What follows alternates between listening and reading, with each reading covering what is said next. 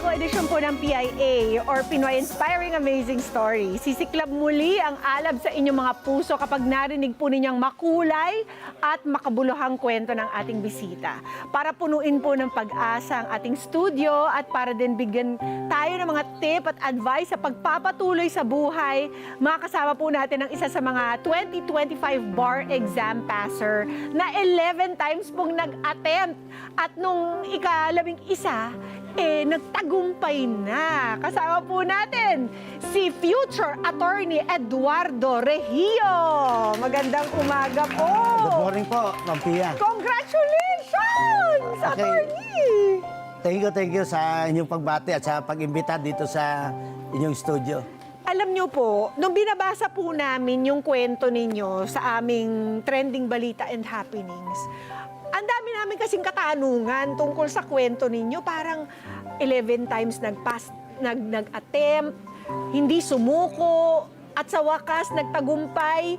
Nung araw po na yon, nung January 7 po, no? Yes, ma'am. Nung naglabasan po yung mga pumasa, ano po ang ginawa ninyo nung araw na yon? At ano pong feeling ninyo nung araw na yon?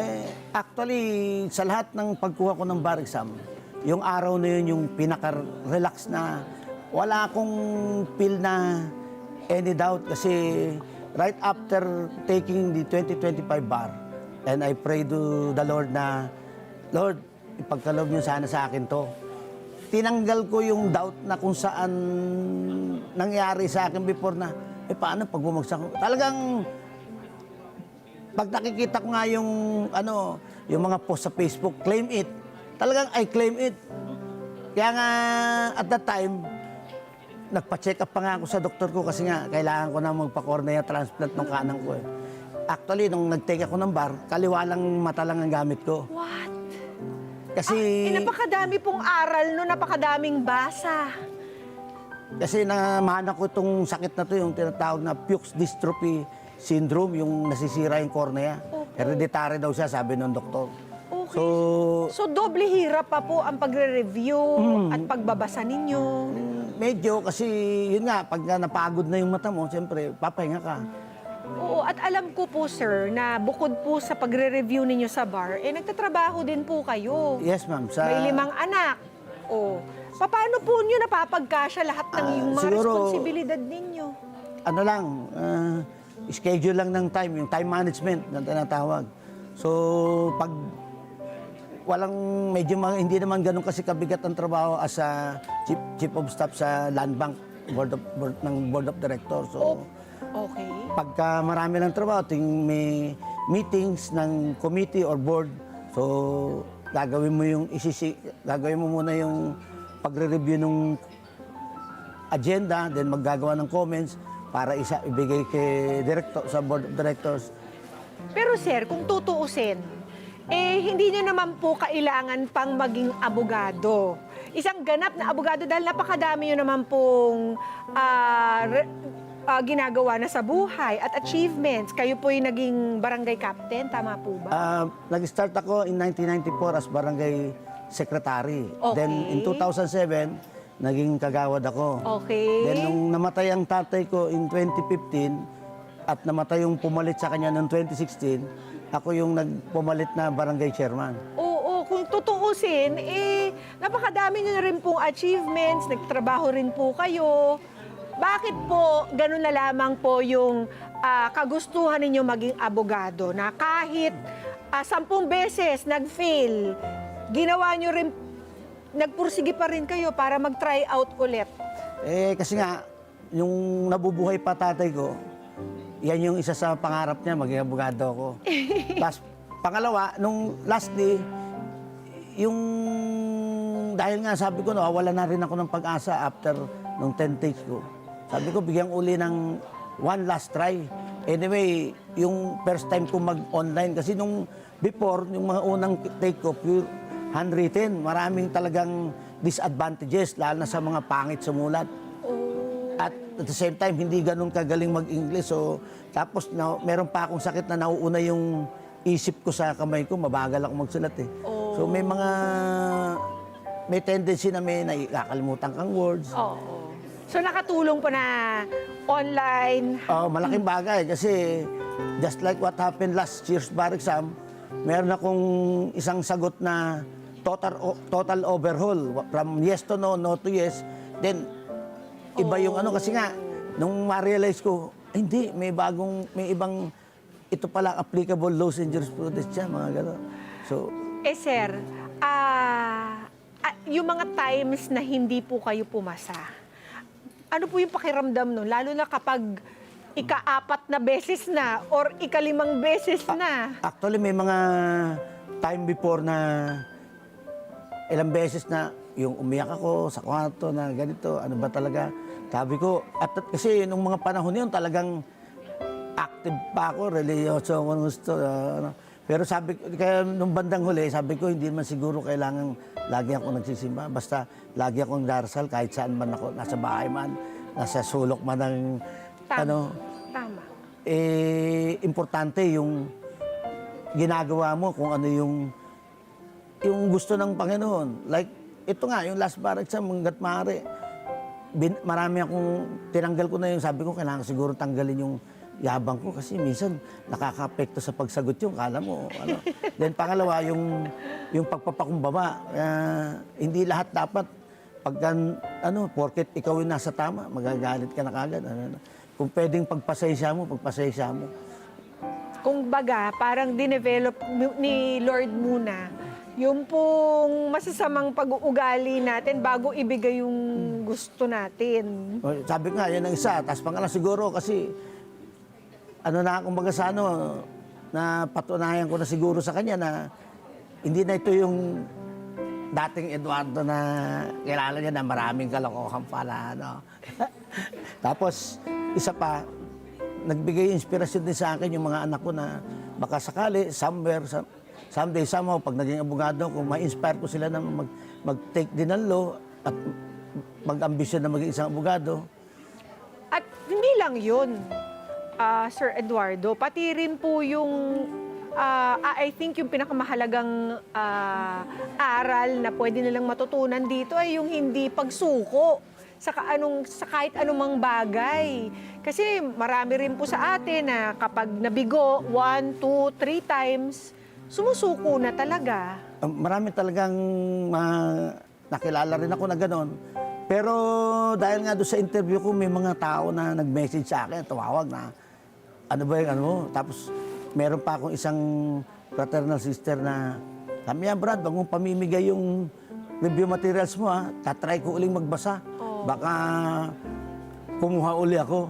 Na-inspire po sila sa nangyari po sa inyo. Oo, sabi ko, kaya nga totoo yung sinabi pala ng isang kabrad ko na nagtatrabaho sa Quezon City Hall na sabi niya, pa-interview nga, Brad, marami kang may inspire niyan, lalo na yung mga nawawalan na ng pag-asa. As a matter of fact, Sir Eduardo, di ba parang talagang there was a time pa na muntik na talagang mawakasan yung pangarap ninyo maging abogado yun dahil dun sa 5-strike rule na yun? Nung 2005, yun yung huling kuha ko kasi nga because of bar matter number 11 na 5-strike rule na tinatawag. But it so happened sometime in 2013 and 2014, nalip siya. So, nagkaroon ulit ako ng pag-asa. Sabi ko, magre-repress ako. Hindi ba parang talagang, para bang kinakausap talaga kayo ni God na wag kang mawala ng pag-asa. Ito, nilift ko na yung 5-strike rule. Kaya lang, kinapos pa rin yung grade, 72.93 noong 2015. Konting-konti na lang. Tapos, nung 2017, nag-repress ako din, nag-take ako noong 2017. Kaya lang, hirap na ako kasi hindi na nakakita tong kaliwang mata ko. Medyo nahirapan na ako. So, grabe. Nag-take lang ako para kung sakali makapasa ako. Kaya lang talagang hirap. Hirap sumagot ng yung paningin mo Pero, hindi na Sir, believe talaga kami sa'yo dahil napakadami ninyong nalampasan na mga pagsubok, dyan sa mga ruling, dyan po sa inyong, sa inyong site. Kayo po ba may plano na magpa-surgery para dyan po? Actually, last Wednesday, before going to Supreme Court, nagpa-check up na ako sa ophthalmology, sa doktor ko, kay Dr. De La Cruz. na, Dok, ipilan nyo na sa iBank yung, di ba naipilan nyo na yun, pakipalo nyo yung para sa cornea transplant. Transplant na po ba? Ang sagot Actually, yung March 9, 2019, na cornea transplant yung kaliwa ko, kaya nakabasa uli ako. Halos hindi na ako makabasa noon eh. Well, as with your experience, Sir Eduardo, sa pag-take ng bar, sa pagkabigo at ngayon pagtagumpay, I'm sure hindi ka rin pababayaan ni Lord. Kaya ang huling paalala niyo na lang po or words of encouragement para sa ating mga kada. Para doon sa mga katulad ko na law graduate na sinukuan na dahil nakailang takes na rin, huwag kayo mawala ng pag-asa. Gaya nga ng sabi ko during the interview sa Supreme Court, habang buhay may pag-asa. Kaya lang siguro kailangan nating tanungin ang sarili natin, ano ba yung mga dapat mong baguhin sa sarili mo. Then at the same time, kaya ano pa ang relihiyon mo, kailangan mo sigurong tumawag at maging totoo sa pagtawag mo sa Diyos. At pag nagtiwala ka sa Kanya, ibigay mo ng buong tiwala na walang halong pag-aalinlangan. Amen! Napakaganda po ng sinabi ninyo, Attorney. At ang prayer po namin, sa lalong madaling panahon, makuha nyo na po ang inyong cornea transplant. And I'm sure hindi ka pa rin pababayaan ni Lord even in that. Yes, ma'am. Maraming Usually naman, salamat po.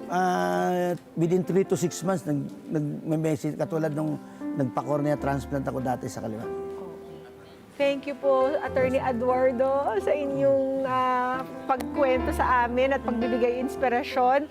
Baka may mga kliyente na kayo dyan or baka meron pong mga gustong mag-abogado dyan at gustong humingi sa'yo ng mga tip and advice po. Imbitahan nyo na po ang ating mga kada na subaybayan kayo. Meron po ba kayong mga social media account? Wala. Yung anak ko lang ang social media.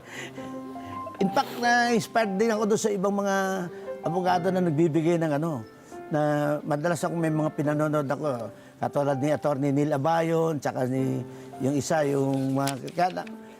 kung sakali man magkaroon ako ng social media account, siguro about sa mga...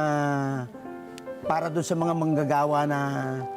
Kasi naporte ako, nung nasa law office ako, madalas ako yung mahawak ng labor cases namin eh. So parang gustong-gusto kong tinutulungan yung mga biktima ng illegal dismissal. Tama po. Kasi katulad nila, mahirap na nga sila, tinanggal mo pa ng walang pakundangan. Baka sa susunod na mga araw pag talagang nag-oath-taking na kayo, kayo naman ang bisita namin sa Legally Yours or sa Case to Case, Attorney. Kaya hihintayin po natin yan. Pwede naman siguro, salamat. kaya nga as of now, hindi ko pa, kasi kung nasa land bank nga ako, Oo.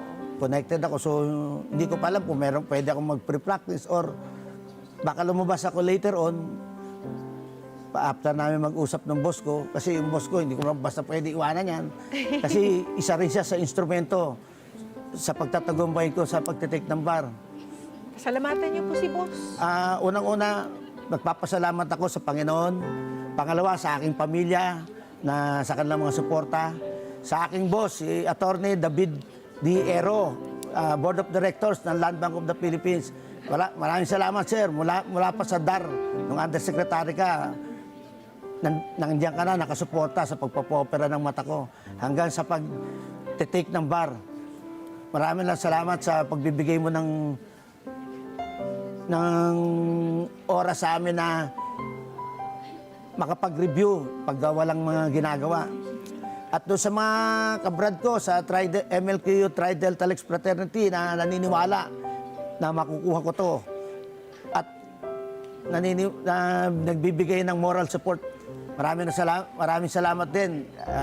Particularly kay Attorney Leland Lopez na nagbigay pa ng financial assistance during the bar exam, na Regional Director ng Land Registration Office ng Ordaneta.